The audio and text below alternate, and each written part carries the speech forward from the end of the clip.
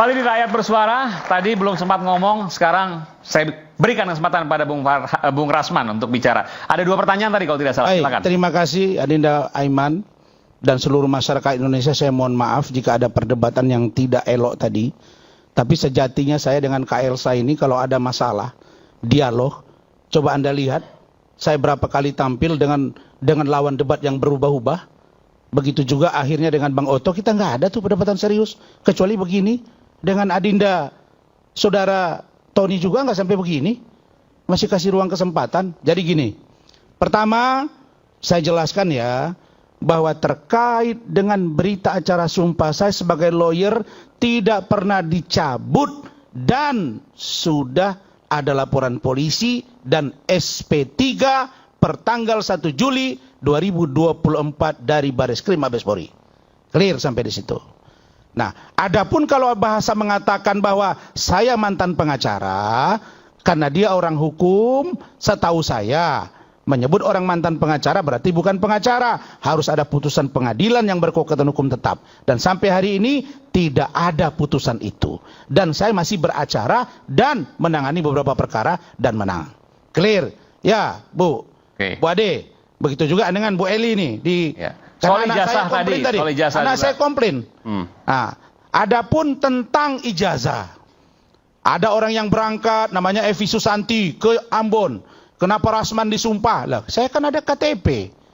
Terus yang memeriksakan ada panitia, bukan saya. Terus kalau ada dualisme kampus, bukan saya.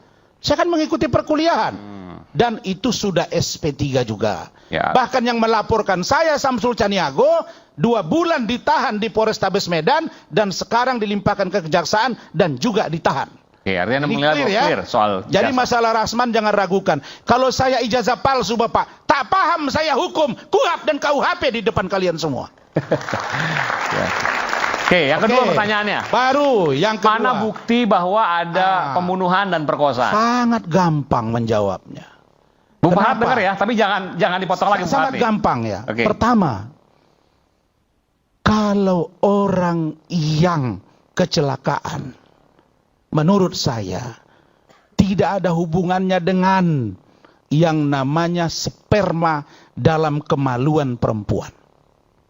Walaupun ada alibi yang dibangun, seolah-olah mereka berhubungan badan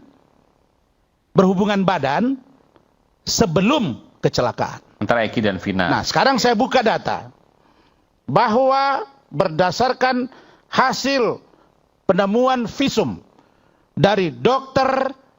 Andri Nur Rahman, ditemukan sperma dan darah segar yang deras dari vagina Vina tanpa ada jaringan gumpalan. Artinya bukan darah menstruasi. Itu waktu di visum. Ya. Nah, kita sekarang bicara tentang audit investigatif. Ya. Kita melakukan crime investigation untuk memastikan apakah ini pembunuhan atau tidak. Tapi sebentar, saya mau tanya dulu. Bung Suroto tadi menyatakan sempat melihat kemaluan Vina dan tidak ada darah di sana. Pakai ini. Pakai mic-nya. Tidak ada. Tidak ada, tapi visum menyatakan hal yang lain. Pasti kita merujuk pada visum. Karena begini, kalau kita lihat tapi dari tidak ada, rangkaian, Bung Suroto ya? Karena, tidak ada. Karena rangkaian peristiwanya, Bung Aiman, Pak Suroto ini kan dia sebetulnya hampir tiap malam nongkrong di Polsek Talun. Ya. Dia ini punya 2 posisi. Satu dia jabatan di kelurahan atau di desa. Yang kedua ini disebut dia mandor, jadi polisi desa. Oke. Begitu ada sebutan, ada diberitahu, ada orang kecelakaan, dia lari duluan. Terus pembuktiannya dari mana kemudian ada pembunuhan disertai perkosaan? Begini, setelah dia tolong, dia lihat ada terbuka, manalah mungkin dia ingat untuk memoto itu. Sementara itu hujan. Yang kedua datanglah temannya Pak Supardi, begitu ya. Langsung mereka bawa menggunakan mobil double cabin Ranger. Dibawalah itu ke Polsek, ke Rumah Sakit Gunung Jati. Disitulah baru diperiksa kelihatan. Tapi memang malam itu semua sependapat itu adalah kecelakaan. Karena itulah dimakamkan. Kan begitu Kak? Tetapi belakangan muncul informasi yang berdasarkan kesurupannya Saudara Linda. Walaupun keterangan itu berbeda-beda lagi sekarang. Tapi terlepas dari situ, setelah diperiksa ulang, kelihatan bahwa ada benturan benda keras di kepalanya. Dari mana? Dari keterangan Pak Suroto. Betul ya Pak Suroto? Tolong angkat Pak, jawab Pak. Betul. Pak Suroto ini 3 hari setelah dimakamkan, kan tanggal 27, tanggal 30 Agustus, Pak Suroto ini diajak oleh 2 penyidik Polresta Cirebon Kota. Jadi Cirebon itu ada 2, Cirebon Kota dengan Kota Cirebon, begitu ya? Satu di Sumber, satu di Cirebon. Oke? Dan dia dibawa, begitu ya? Betul. Dibawa bersama dengan tersangka. Waktu itu di Borgol, betul ya? Betul. Dan mereka tunjukkan di mana kalian lakukan. Dia tunjukkan di awal kami di sana sebelum flyover. Setelah itu kami bawa ke kebun kosong. Kemudian kami lakukan di situ pembunuhan dan kami perkosa. Ditanya sama penyidik, mana alat yang kalian gunakan? Nah, di situ mereka tunjukkan balok. Balok itulah yang sekarang dikatakan sebagai bambu. Bentar, Bung Farad, Bung Rasman, saya mau tanya dulu. Hah? Iya. Iya, 31, sorry. Oke, saya mau tanya dulu sebentar. Saya mau tanya. Ini saya pegang putusan, pemirsa. Iya. Putusan dari hakim. Tadi dikatakan bahwa dilakukan penganiayaan, perkosaan itu di SMP itu kan, SMP 11. Iya. Belakang showroom. Iya. Di sini disebutkan pada pukul 21.00 korban Muhammad Rizky Rudiana yang sedang membonceng korban Vina memakai jaket bertulisan XTC dengan sepeda motor Yamaha warna hijau kuning hendak pulang ke rumahnya ditemani oleh saksi Liga Akbar. Liga Akbar sudah menarik pernyataannya. Yang mengendarai sepeda motor Yamaha Mio bla bla bla bla bla ya. Lalu kemudian para terdakwa, saksi Eko, saksi Rivaldi, saksi Saka Tatal, Andi, Dani, dan Peggy alias Perong langsung melempari korban Rizky, Eki, dan korban Vina dengan menggunakan batu. Ini pukul 21.00. Sementara tadi disebutkan bahwa pukul 22.05 masih telepon-teleponan, Vina nggak ada masalah. Ini putusan 21 itu 22.00. Bagaimana? Ini yang teleponan ini keterangan yang mana dulu nih? Iya, yang tadi kan yang harus dibuktikan. Itu yang saya meragukan. Oke. Jadi kalau dia selama ini menganggap ada masalah dan dia tahu kejadian itu, apa untungnya dia tahan selama 8 tahun ini? Kenapa sekarang baru dia ungkapkan seperti ini? Dikatakan karena takut. Karena takut apa? Emang kenapa dia? Dia tidak diancam. Dia hanya menjelaskan. Lebih takut lagi hari ini dengan membuka ini. Karena dia berbohong di muka persidangan, 9 tahun ancaman hukumannya. Lebih ngeri lagi. Nah, jadi saya khawatir bahwa keterangan ini perlu diperiksa kembali. Itulah yang kita sebut dengan eksaminasi. Nah, tetapi saya ingin sampaikan, misalnya Vina ini dia di situ masih bersuara tolong. Benar. Dibawa sampai ke rumah sakit memang belum meninggal. Yang bilang meninggal itu Pak Suroto nggak ada bilang, meninggalnya di rumah sakit. Dan pada malam hari itu sepakat itu kecelakaan. Artinya, apa pernyataan dari Bung Aiman tadi untuk dia memoto itu, pertama tidak dianggap penting. Walaupun ada keganjilan menurut Pak Suroto. Apa itu keganjilan dia? Bahwa kalau orang kecelakaan, itu biasanya tidak mental-mental seperti ban. Kalau mobil dia selip, kebalik, kebanting-banting. Tapi kalau orang kecelakaan, begitu dia jatuh, biasanya, kalau dia tidak telungkup, telentang. Nah, benar faktanya bahwa Vina dan Eki itu berjarak dengan sepeda motor dan helm. Apakah kita tidak curiga? Masa iya helm tidak hancur, tidak bonyok, kepala, muka dan belakang hancur? Dan lecet-lecet juga tidak? Tidak. Pak Suroto? Ya, tidak ada lecet-lecet? Tidak ada. Eki maupun Vina tidak ada lecet-lecet? Tidak ada. Bajunya tidak ada yang robek segala macam? Tidak ada. Nah, lalu kemudian, kok ngeri banget ya? Sampai orang ini berhubungan badan, kemudian mens dihajar juga, ini pacar. Ini penghinaan ini buat keluarga Pak Rudiana. Anak ini belum menikah, tapi sudah melakukan hubungan badan. Kira-kira begitu kan, Kak? Dan itu dalam keadaan mens, dihajar juga. Bagaimana ceritanya? Saya kira nggak sempat lah itu. Molor celananya. Hebat banget orang itu pacaran kok. Apa di hutan-hutan mereka berhubungan badan, lalu kemudian terdesak-desak, lalu jatuh molor celananya. Enggak, saya tanya dulu ke Pak Muhtar. Tidak logik. Ya, Pak Muhtar, ini data yang menarik juga. Bisa mendengar saya, Pak Muhtar? Ya, bisa Bang Iman. Hasil visum menyebutkan bahwa ada pendarahan dengan darah segar yang bukan darah menstruasi, gumpalan. Ya, bukan. Itu disebutkan dari hasil visum, Pak Muhtar. Dr. Nur Rahman. Dr. Nur Rahman. Ya. Kemudian yang kedua, tadi Pak Suroto menemukan pada saat di TKP di jembatan, itu kondisi celana dalam Vina turun sekitar 30 cm dalam kondisi yang tidak robek, tidak tergesek, yang tidak menunjukkan adanya kecelakaan. Bagaimana Pak Muhtar menjelaskan ini? Baik, Bang Aiman, begini ya, sebelum saya melanjutkan apa yang harus saya sampaikan, saya kasih kesempatan dulu untuk memberikan prolog ya. Silakan. Mohon izin nih, iNews ini saya sangat suka dan saya apresiasi yang setinggi-tingginya karena ini adalah ruang untuk publik untuk mendapatkan edukasi. Ya. Terima kasih. Nah, terutama mohon maaf, klien kami ini klien orang kampung semua. Tapi kalau isinya hanya ribut antara orang perorangan di dalam ruang ini, apa yang mereka dapat? Ya, jadi tolong ke depannya Bang Aiman selektif lah ya, memilih pembicara, jangan sampai ada kepentingan pribadi dibawa ke ruang ini. Itu yang pertama. Kemudian yang kedua, bahwa apa yang disampaikan oleh Saudara Razman tadi itu, saya kadang berpikirnya begini loh, orang bersuara dia anggap mengerikan. Sementara dia sendiri memaksakan diri untuk supaya publik ini mengikuti apa yang dia ucapkan. Apakah itu tidak lebih mengerikan seperti itu? Itu yang kedua. Kemudian yang ketiga, yang selanjutnya, ya, bahwa klien kami ini nyata dan jelas mendengar untuk pertama kalinya kedua orang ini adalah korban kecelakaan. Siapa yang menyampaikan adalah polisi, anggota Polsek Talun, yang di dalam telepon tersebut juga dia memperkenalkan diri, kami polisi dek, ya, Ananda Vina dengan Eki kecelakaan tunggal, demikian ya. Nah, kemudian dibawa ke rumah sakit, kan itu. Selanjutnya, Saudara Razman tadi dengan tegas dan nyata menyatakan bahwa hasil visum et repertum menyatakan tentang adanya pendarahan.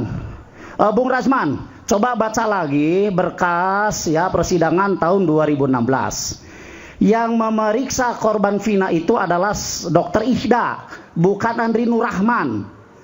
Andri Nur Rahman itu kalau tidak salah itu adalah dokter forensik yang melakukan autopsi.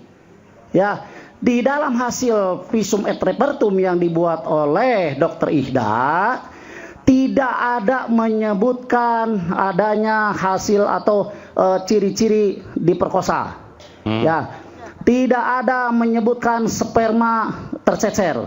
Yang ada justru adalah darah segar yang mengalir tanpa disertai gumpalan jaringan. Itu saya mau Coba tanya. Dibaca itu. Apakah itu kemudian menyimpulkan bahwa tidak ada menstruasi di sana menurut Anda, Bung Muhtar?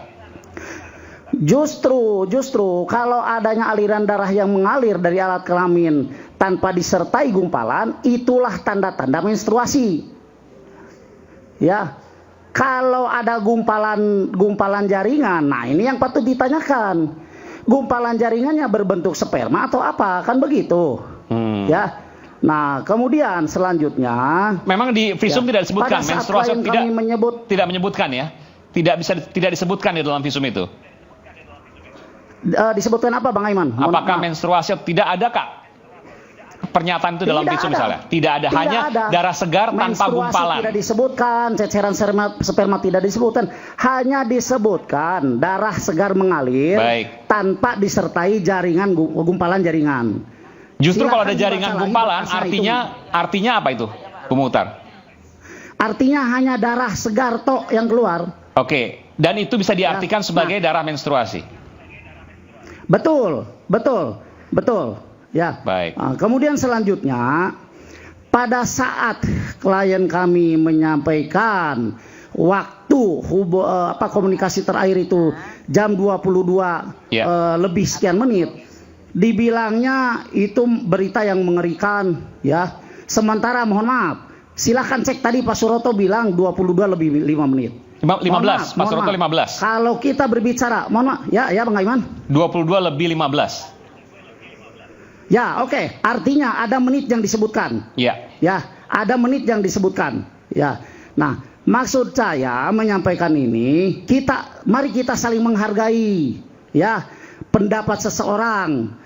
Toh yang berhasil atau yang berhak untuk menguji pendapat ini benar atau salah, itu bukan di ruang forum ini, di ruang persidangan. Nah, kita orang sama-sama orang hukum kok. Masa ruang forum ini dipakai untuk menjustifikasi orang ini salah, orang ini benar? Ya kan? Nanti di ruang persidangan untuk menjustifikasi pernyataanmu salah, pernyataanku benar. Nanti di ruang persidangan. Kalau di ruang ini siapapun boleh bersuara. Ya, hak kita bersuara dilindungi undang-undang. Jangan sampai nanti ada lagi pendapat atau keterangan baru, terus seolah-olah keterangan ini membuat seram suasananya. Jangan, kita ini lagi mencari fakta. Kejadian yang sebenarnya seperti apa. Oke, saya tanyakan satu lagi, Bu Muhtar. Mau saya tanyakan lagi. Tadi saya tanyakan kepada Pak Suroto pada saat menemukan pertama kali dan juga dari hasil visum bahwa tidak ada luka lecet. Jadi kalau kecelakaan, jatuh dan lain sebagainya kan bayangannya ada lecet, baju robek dan lain sebagainya sekecil apapun. Bagaimana Anda menjawab itu? Untuk saya ini pertanyaan untuk saya. Betul. Tidak ada luka lecet, tidak ada bekas lecet, tidak ada baju yang robek karena gesekan, padahal Anda menganggap bahwa itu kecelakaan. Baik. Begini Bang Aiman, tidak semua kecelakaan itu atau orang meninggal itu karena kecelakaan tunggal. Paham ya? Ada juga kecelakaan yang diakibatkan orang lain. Ya. Kalau kecelakaan tunggal bisa jadi dia menabrak sesuatu, kemudian dia selip lah begitu ya. Nah pasti itu lecet. Tapi kalau coba kita bayangkan, kalau orang itu ditabrak, mati di tempat, istilahnya mohon maaf ini saya berbicara seperti ini, apa harus mutlak wajib bahwa lecet itu ada, kan begitu? Ya, coba kita lihat aja foto yang ada, ya barang bukti foto yang ada, kan gitu. Salah satu contoh saya kasih tahu, hidung Vina itu mengeluarkan darah. Artinya? Coba kita cek fotonya, apakah ada perubahan bentuk dari hidung Vina. Karena kalau dikatakan peristiwanya disiksa, ya dipukul pakai benda tumpul, pastilah hidung itu berubah bentuk. Ini kami tampilkan juga eksklusif ini kami tampilkan. Oke. Baik. Nah, kemudian yang apa yang Anda bisa jelaskan di sini, Bung Muhtar? Bahwa betul ada pendarahan, iya, tapi kami tidak menyampilkan secara jelas di sini. Di hidungnya saya melihat betul ada pendarahan. Apa yang Anda mau sampaikan di situ? Gini, Bang Aiman, yang saya sampaikan bahwa ada pendarahan itu adalah hasil autopsi. Ulangi. Hasil visum et repertum yang dibuat oleh atau yang dilakukan oleh Dr. Ikhda. Ya, nah, gitu. Kemudian, Bang Aiman, mohon maaf ini. Silakan. Kalau kita sesuaikan apa yang disampaikan oleh klien kami bahwa di sore harinya Vina meminjam uang untuk membeli pembalut dan kemudian disesuaikan dengan keadaan bahwa pembalut itu masih ada, kan begitu? Ya. Nah, sekarang sebetulnya yang memberikan keterangan keliru siapa? Klien kami kah? Yang bersesuaian dengan kondisinya? Oke, saya tanya ke Widi sebentar. Saya bisa luruskan nggak ini? Sebentar. Ya. Saya berikan kesempatan. Ini hasil dari visum. Iya, sebentar. Nanti saya berikan kesempatan. Saya tanya ke Mbak Widi, Pak Muhtar. Waktu beli pembalut itu, Anda melihat barangnya, Mbak Widi? Waktu beli pembalut lihat barangnya nggak? Lihat barangnya. Dan sempat digunakan di hari itu, diambil misalnya salah satu. Iya, di hari itu. Oh, diambil satu waktu itu sebelum ia meninggal ya? Iya. Oke, Anda melihat betul itu ya, Widi ya? Iya, melihat. Oke, baik. Pak Muhtar silakan. Ya, jadi gini Bang Aiman. Sore harinya Ega itu kan ke kamar mandi. Ya. Nah, ditemukanlah celana dalam, mohon maaf ini saya agak vulgar dikit silakan. Celana dalam dengan pembalut yang masih berdarah. Ya. Nah, kemudian kalau tadi kita sesuaikan dengan keterangan daripada Widi berdasarkan pertanyaan Bang Aiman, apakah dipakai itu pembalutnya? Jelas kalau orang lagi menstruasi, pembalut lama dibuang, dipakai pembalut baru. Kan logikanya kan begitu, ya toh? Nah itu, jadi kalau kita mau menyampaikan sesuatu, harus disesuaikan atau harus ada penyesuaian antara peristiwa yang satu dengan peristiwa yang lain. Baik. Sehingga ini tidak menjadi bola liar, begitu. Nah justru menurut saya, selama ini kenapa kasus ini tidak kunjung selesai? Karena banyak orang yang mengatakan saya pengacara, tapi yang disampaikan adalah bola liar yang tidak akan pernah menyelesaikan masalah ini.